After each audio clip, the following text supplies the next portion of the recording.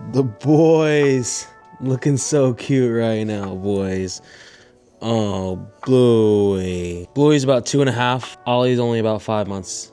I actually flew to Florida to pick up Ollie one day, flew to Florida, met the owner at the Orlando airport, picked him up, got back on a flight, back to Boston, 3 hours each way. It was a crazy day. I realized that day I don't actually like flying. I love going on vacation, but flying kind of sucks. The thought of like flying every single weekend for work or whatever, screw that. Life of an entrepreneur. Pros and cons. I can do what I want, but that means I can slack and not do anything. But also if I don't do anything, I don't produce income and then I can't support my family and pay the mortgage. It's give and take, right? Finding that balance.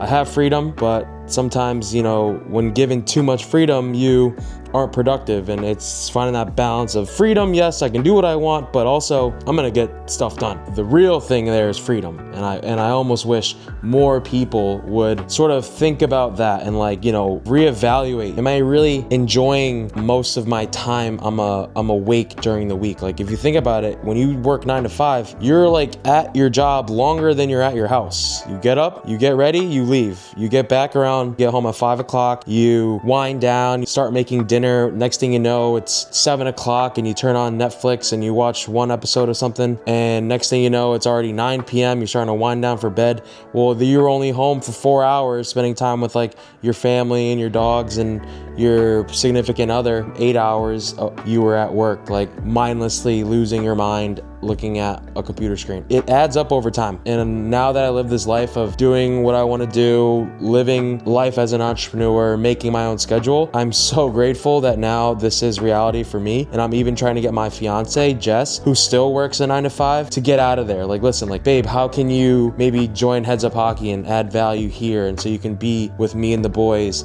on a random Thursday at 2 o'clock. My first lesson today is at 5 o'clock during this time during the day where I'm like making content, like I am literally right now on my camera. Right after this, I'm gonna make some steak and maybe have my first meal of the day. Having this freedom is ultimately the win in life. I'm so grateful that I'm living this right now. I used to dream when I was like still in college, just starting out doing lessons. Oh man, if I could just do lessons full time, be a full-time hockey coach, man, wouldn't that be amazing? And here we are. But I can't get complacent. I have to figure out what the next goal is. How do I take this to the next level? Maybe build a rink, maybe own a building, maybe open up a shop, sticks and tape and merch, and driving more revenue to the business. So that's kind of the things I'm focused on now. And what's interesting is once I went full time, all these sort of things started to manifest. Like if I didn't go full time Heads Up Hockey, I probably would not have a spring team. I would not be generating as much revenue as I am now.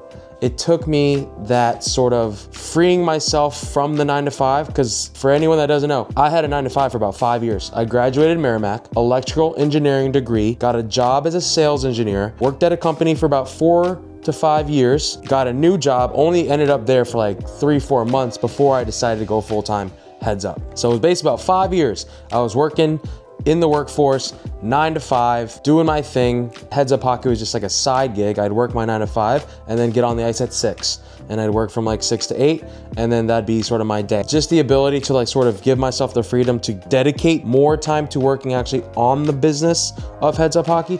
That's when things started really going for me. That's when like my Instagram page started really gaining more and more traction and popularity. I allowed myself what I call mental bandwidth to focus on other things, which ultimately builds the brand Heads Up Hockey. There's so much power in being able to free yourself of that to then explore what other opportunities, adventures that you could actually start to then generate income. And obviously it's hard. It took me 5 years to make that decision to quit and go full time. And actually the truth is I didn't quit. I actually got fired. In year 5 of my sales engineer career, I got fired from the company. It was about 3-4 months in. I guess they did their first review and I guess I wasn't a good fit, so they let me go. And for me at the time, I remember being so starstruck, so dumbfounded that I just got let go from that company. I met all these new coworkers. I was starting to kind of get comfortable, and then all of a sudden they drop it on me that they're terminating me. But then then what happened was, it was right before a vacation week for the schools. So the schools in Gloucester and